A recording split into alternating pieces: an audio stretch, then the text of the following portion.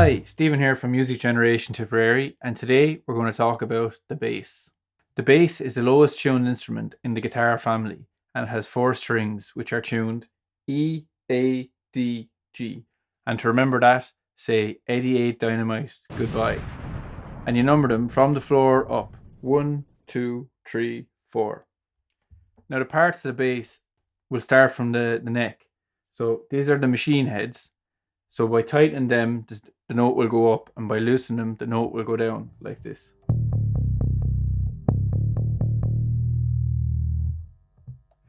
And the other parts are, this is the nut, the white thing, strings go through that. This is your neck and the fretboard, that's the brown part you're seeing. These are steel things are called frets. Press them in to get a note, like so. This is the body, the bridge, which the strings go into.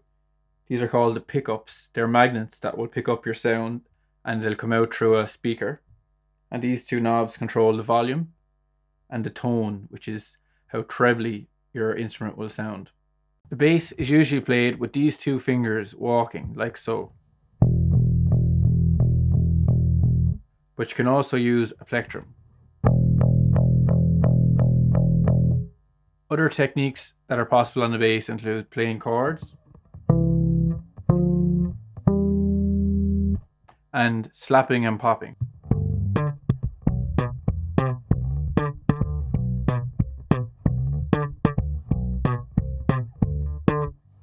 Here we are at the Great Wall of Bass, and the first question I get asked by everyone always is, what should I get as my first instrument? So I'm going to just give you a quick guide to what not to get and steer you towards the best ones for a beginner. So starting here with this green one, it's a 5-string. Don't get a 5-string as your first instrument, because having an extra string can be very confusing. Traditionally, a bass has 4 strings, and most songs you're going to want to learn were performed on a 4-string, and that extra string is just going to make things very confusing for you. So stay away from them, get them down the line when you're confident with the 4 strings. Moving along here, now we've got 2 active basses. So an active bass requires a battery to use it. Anything extra you add in just makes learning a bit more difficult. So you want to keep things as simple as possible. And you can see here, like these are lovely basses, the Sire and the GNL, and they sound great, but I wouldn't recommend them to a beginner. This one has, look at all the knobs on it. It's got 1, 2, 3, 4, 5, 6, 7, 8, 9, 10. 10 knobs and switches.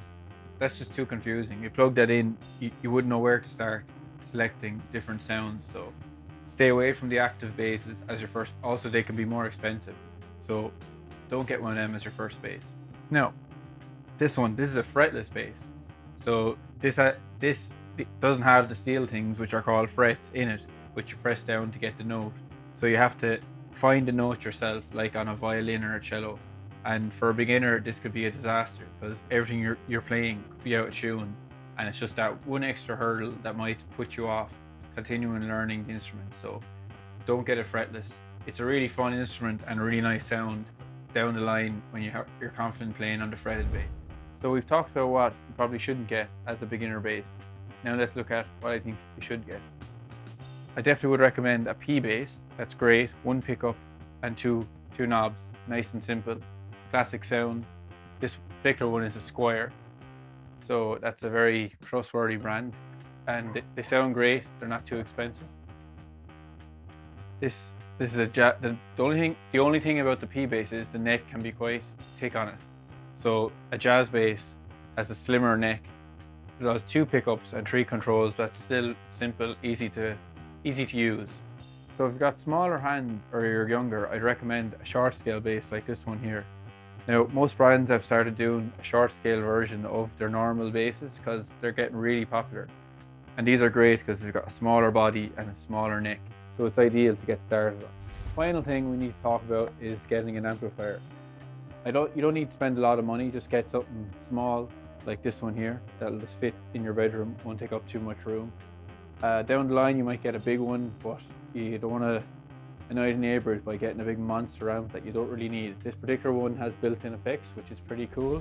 Now, while we're talking about effects, they can be a lot of fun when you're starting out, but I wouldn't recommend spending a lot of money on stomp boxes like this because they can be quite expensive for each unit. Just get yourself a multi-effects unit like this one, try out all the sounds on it, play around with the drum loops. Then down the line you can invest in individual ones like this with the sound that you want.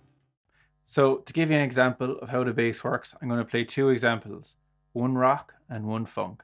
If you're interested in learning the bass, check out your local teacher or contact Music Generation at tipperary.etv.ie for more information.